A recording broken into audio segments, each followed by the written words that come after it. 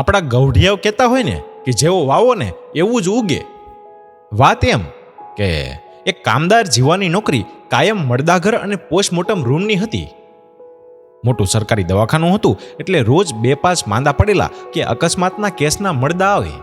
Postmortem કરેલા બીકાળવા મળદા જોઈ એને બીકઈ લાગે નહીં.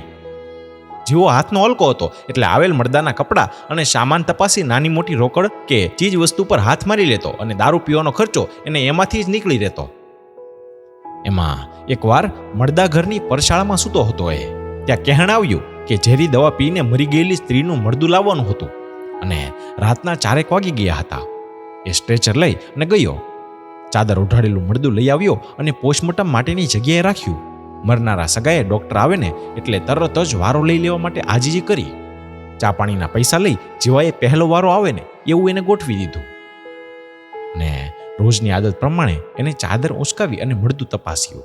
સ્ત્રીના કાનમાં સોનાના બુટિયા પહેરેલા હતા. એનું દિલ આમ જોર જોરથી ધડકવા લાગ્યું આ જોઈને. એણે વિચાર્યું કે એક બુટિયું કાઢી અને આમ ડોકું વાળી દેશું.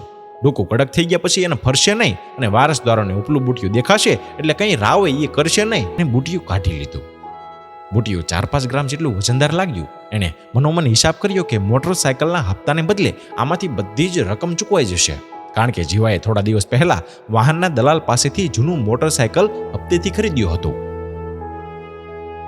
પછી તો સવાર પડી અને ફરજ પરના ડોક્ટર આવ્યા.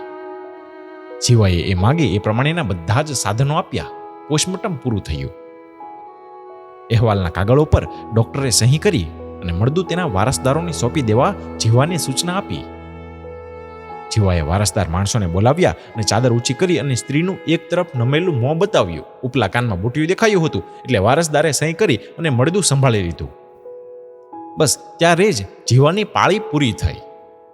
એ મનમાં આમ રાજી થતો દવાખાનાના નોકરિયાતના વાહન રાખવાની જગ્યાએ આવ્યો. પોતે રાખતો એ જગ્યાએ એને પોતાનું વાહન મળ્યું નહીં. પછી આખા દવાખાનામાં આમ તપાસ કરી પણ મોટરસાયકલ ક્યાંય મળ્યું જ નહીં. એને ખાતરી થઈ ગઈ કે વાહન ચોરાઈ ગયું છે. એટલે તરત જ જીવાને આમ અંદાજ આવી ગયો કે જેવી દાનત એવી બરકત. પછી તો દવાખાનાની પાછળના ભાગમાં દારૂ મળતો એ ત્યાં ગયો અને મળદાના વારસદારે જે ચા પાણીના 100 રૂપિયા આપ્યા હતા ને તેનો દારૂ પીધો અને લથડિયા ખાતો ખાતો એ ઘર તરફ ચાલતો થયો.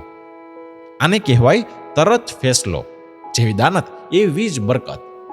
તો મિત્રો, આ ખૂબ જ સરસ આપણને બોધપાઠ આપે ને એવી વાતના લેખક આપણા જયંતીલાલ ચૌહાણ છે. ધન્યવાદ.